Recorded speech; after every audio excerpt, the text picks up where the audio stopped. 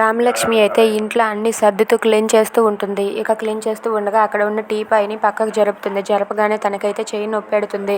నొప్పెట్టగానే హబ్బా అంటూ చెయ్యిని పట్టుకుని ఉంటుంది. ఇంతలో అక్కడికి సీతాకాంత్ వస్తాడు. సీతాకాంత్ వచ్చి ఏంటి రామలక్ష్మి ఏం జరిగింది అని చెప్పి రామలక్ష్మి దగ్గరికి వెళ్ళి అడుగుతూ ఉంటాడు. అది విని రామలక్ష్మి అయితే ఇక్కడ ఇది క్లీన్ చేస్తున్నానండి. క్లీన్ చేస్తుంటే ఈ టీపాయ్ పక్కకు జరిపాను. జరపగానే నా చెయ్యి అయితే కొంచెం బెణికినట్టుగా అనిపించి నొప్పెడుతుందండి అని చెప్పి అంటుంది.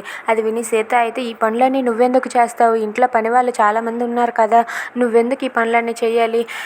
పద రూమ్లో కూర్చో అని చెప్పి అంటాడు. అయినా సరే రామలక్ష్మి సీతాకాంత్ మాట వినకుండా అక్కడ పనులు మళ్ళీ చేస్తూ ఉంటుంది. ఇక సీతాకాంత్ అయితే రామలక్ష్మిని గట్టిగా పట్టుకొని లాగుతాడు.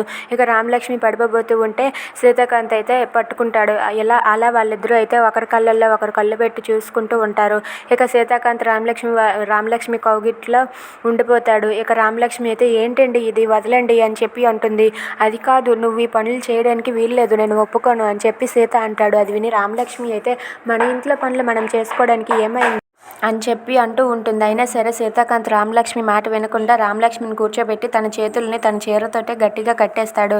కట్టేసి రామలక్ష్మి నువ్వు ఇలానే కూర్చొని ఉండు, నువ్వే పనులు చేయడానికి వీల్లేదు అని చెప్పి అంటూ ఉంటాడు. అది విని రామలక్ష్మి అయితే ఏంటండి ఇలా చేస్తున్నారు, వదలండి అని చెప్పి అంటుంది. అయినా సరే సీతాకాంత్ రామలక్ష్మి చేతుల్ని గట్టిగా పట్టుకుంటాడు. నాకు చేతులు నొప్పెడుతున్నాయండి, వదలండి అని చెప్పి అంటుంది. అయినా సరే సీతాకాంత్ నువ్వు నీ చేతులను వదిలిపెడితే నువ్వు ఇలానే పనులు చేస్తావు, నేను వదిలిపెట్టను, నువ్వు ఇలానే కూర్చొని ఉండు అని చెప్పి అంటాడు. అది చూసి రామలక్ష్మి అయితే వదిలిపెట్టండి అని చెప్పి మళ్ళీ అడుగుతూ ఉంటుంది.